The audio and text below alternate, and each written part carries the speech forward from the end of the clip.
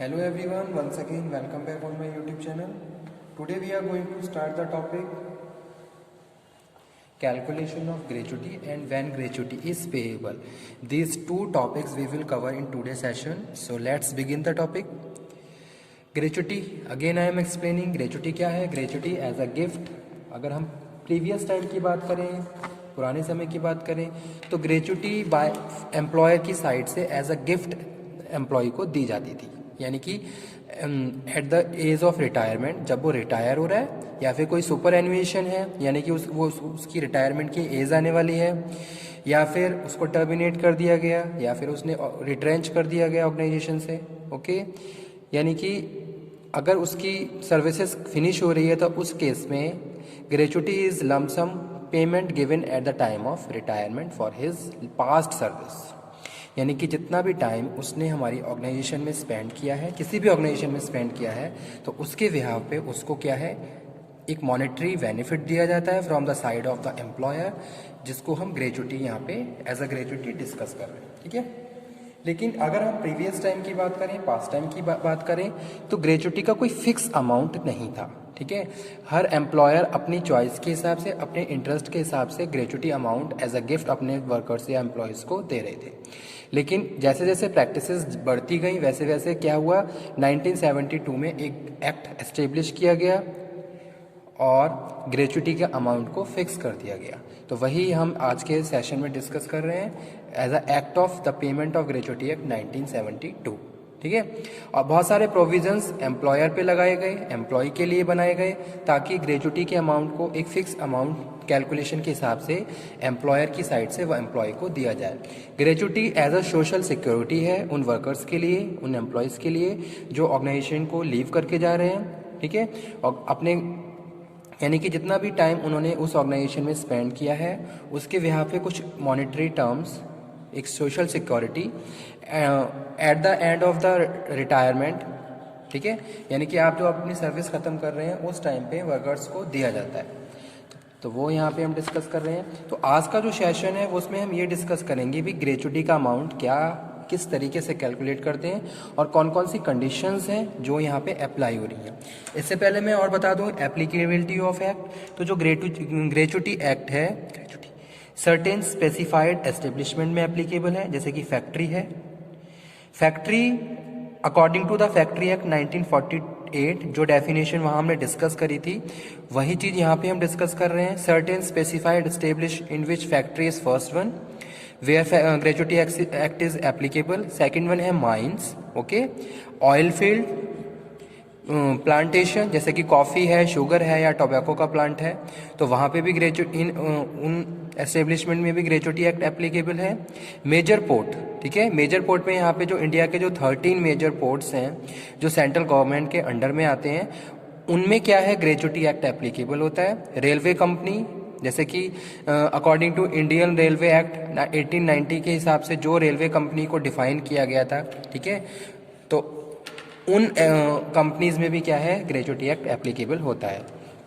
इसके अलावा हम बात कर रहे हैं शॉप्स और एस्टेब्लिशमेंट जहां 10 या 10 से लोग ज़्यादा मिल कुछ लोग काम कर रहे हैं. ठीक है. एस्टेब्लिशमेंट की अगर हम बात कर रहे हैं तो एस्टेब्लिशमेंट में हम उन प्रीमिसेस को इंक्लूड कर रहे हैं जहां 10 या 10 से ज़्यादा लोग कोई काम कर रहे हैं, कुछ मैन्युफैक्चर कर रहे हैं, तो वो क्या है, वहाँ पे भी क्या होता है, ग्रेचुटी एक्ट एप्लीकेबल होता है. तो वो चीज़ यहाँ पे हम डिस्कस कर रहे हैं. उसके बाद जो थर्ड वन है वो है नोटिफाइड एस्टेब्लिशमेंट. ठीक है. कुछ ऑफिशियल गजट के थ्रू नोटिफाइड किया गया है कुछ एस्टेब्लिशमेंट को, और वहाँ पे भी क्या है, फिर ग्रेचुटी एक्ट 1972 एप्लीकेबल है. ओके. अब आ जाते हैं आज का जो मेन सेशन है कि भाई calculation of amount of payment gratuity payable. तो जो कैलकुलेशन है स्टूडेंट, ये सेक्शन 4 सब सेक्शन 2 का पार्ट है. तो यहाँ पे मैं बात कर रहा हूँ minimum 5 year time period prescribe for gratuity. अगर हम ग्रेचुटी की बात कर रहे हैं तो ग्रेचुटी के लिए मिनिमम 5 साल का टाइम आपको किसी ऑर्गेनाइजेशन में स्पेंड करना होगा. ठीक है. यानी कि अगर हम सिंपली कहें कि अगर किसी वर्कर ने किसी भी एस्टेब्लिशमेंट में जहाँ ग्रेचुटी एक्ट एप्लीकेबल है 5 या 5 से ज़्यादा साल का टाइम का काम कर लिया है तो वो एंटाइटल्ड है, वो हकदार है ग्रेचुटी के लिए, ठीक है। Benefit but case of death, अगर हम डेथ के केस की बात करें, वर्कर्स में take relaxation for avail this benefit, यानी कि अगर किसी वर्कर की डेथ हो जाती है during the employment, in that case gratuity also payable to their nominees, तो उनके नॉमिनी के लिए ग्रेचुटी क्या होगी, पेएबल होगी, ओके।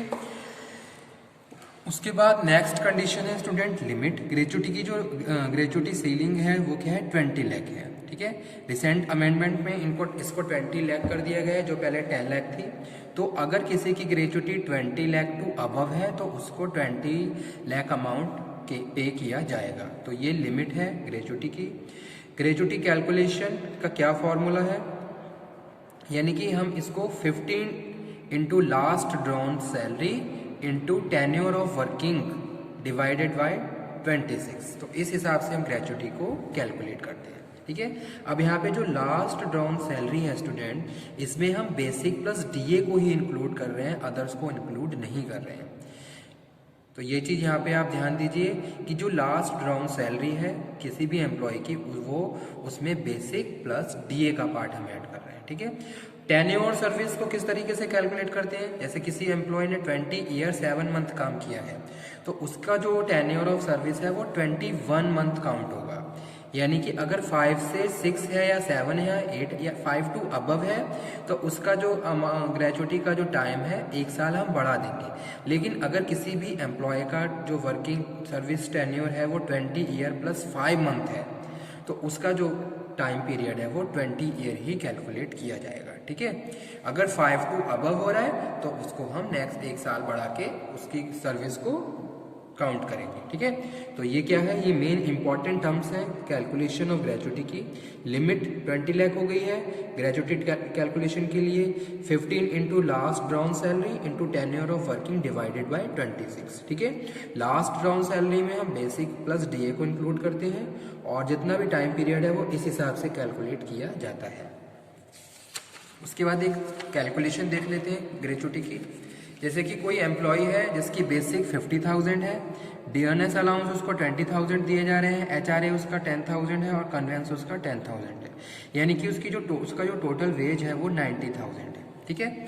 अब उसको जो ग्रेचुटी वेज है उसका वो क्या है, बेसिक प्लस डी है, यानी कि 50,000 प्लस 20,000, तो यानी कि 70,000 उसका क्या है, ग्रेचुटी वेज है। कितने साल उसने काम किया, 20 ईयर्स, ओके। इसके हिसाब से ये ग्रेचुटी यहाँ पे कैलकुलेट की गई है। तो ये एक फार्मूला है, एक स्टैंडर्ड फार्मूला है जिसको आप लर्न कर लीजिए और अच्छे से अंडरस्टैंड भी कर लीजिए। यानी कि ग्रेचुटी का जो फार्मूला है वो है 15 से हम इसको मल्टीप्लाई करते हैं, जो भी हमारी लास्ट ड्रॉन सैलरी है 15 डेज के वेजेस के हिसाब से, 15 into last drawn salary into tenure of working divided by 26, ठीक है। अब यहाँ पे हम बात कर रहे हैं किसकी, 15 इंटू लास्ट ड्रॉन सैलरी उसकी क्या है, 70,000, कितने साल काम किया उसने, 20 ईयर काम किया, डिवाइडेड बाई 26, यानी कि उसका जो ग्रेचुटी अमाउंट यहाँ पे बना है वो 8,76,87692 बना, यानी कि इतना अमाउंट एम्प्लॉयर की साइड से एम्प्लॉय को पे किया जाएगा, ठीक है, पहली कंडीशन। सेकंड कंडीशन स्टूडेंट ये है यहाँ पे, अगर किसी एम्प्लॉय की ग्रेचुटी 20 टू अबव बन रही है, जैसे कि सपोज हमने किसी एक एम्प्लॉय की, एम्प्लॉय 2 है, एम्प्लॉय 2, इसकी ग्रेचुटी हमने कैलकुलेट करी तो इसका जो ग्रेचुटी अमाउंट है, ग्रेचुटी अमाउंट 22 लाख कैलकुलेट हुआ है, ठीक है। तो अब उसको जो ग्रेचुटी पे की जाएगी वो 20 लाख की जाएगी, ठीक है। ये क्या है, रूल है according to the gratuity act 1972, ठीक है। जो भी रिसेंट अमेंडमेंट हुए हैं उसके हिसाब से अमाउंट को कैलकुलेट किया जाता है और वो अमाउंट हम अपने वर्कर्स को देते हैं। तो वही चीज़ यहाँ पे हम डिस्कस कर रहे हैं। In the case of employee 2, अगर किसी भी एम्प्लॉय की ग्रेचुटी 20 लाख टू अबव बन रही है तो उस केस में क्या है, according to this act gratuity is payable 20 lakh only, ठीक है। इसका एक सेकंड कंडीशन ये भी है कि अगर एम्प्लॉयर चाह रहा है तो वो उसको 22 लाख पे कर सकता है, ओके, अगर एम्प्लॉय चाह रहा है। लेकिन क्या एम्प्लॉयज उस केस के लिए कोई भी राइट या कोई एक्शन नहीं ले सकता है। अगर एम्प्लॉयर अपनी विश के हिसाब से अगर उसको पे करना चाहे तो वो कर सकता है। तो ये यहाँ पे हम डिस्कस कर रहे हैं in case of two. Third है, अगर किसी एम्प्लॉय ने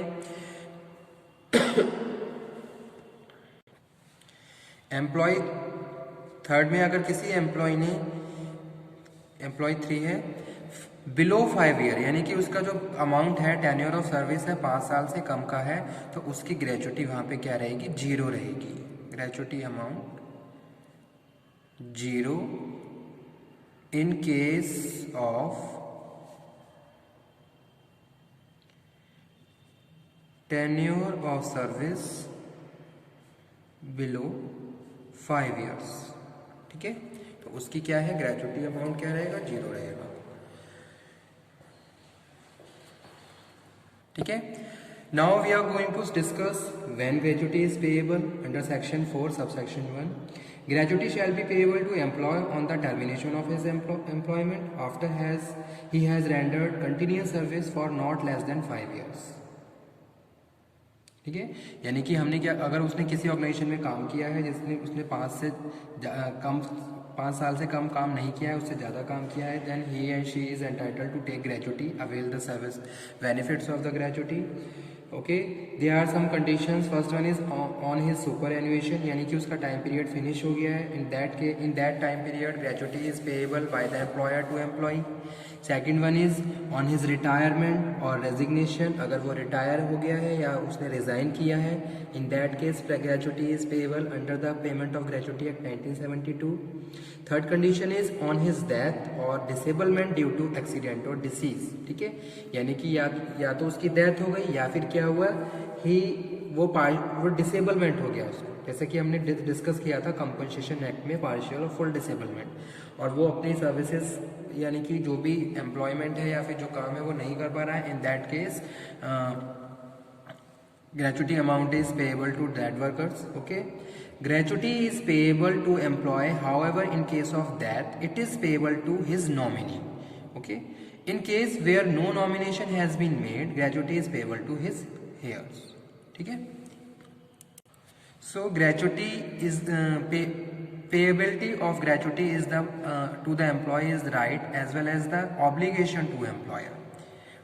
एम्प्लॉयर का ये ऑब्लिगेशन है कि भाई जो भी पेमेंट ग्रेचुटी अमाउंट बन रहा है वो वर्कर्स को पे किया जाए। ओके,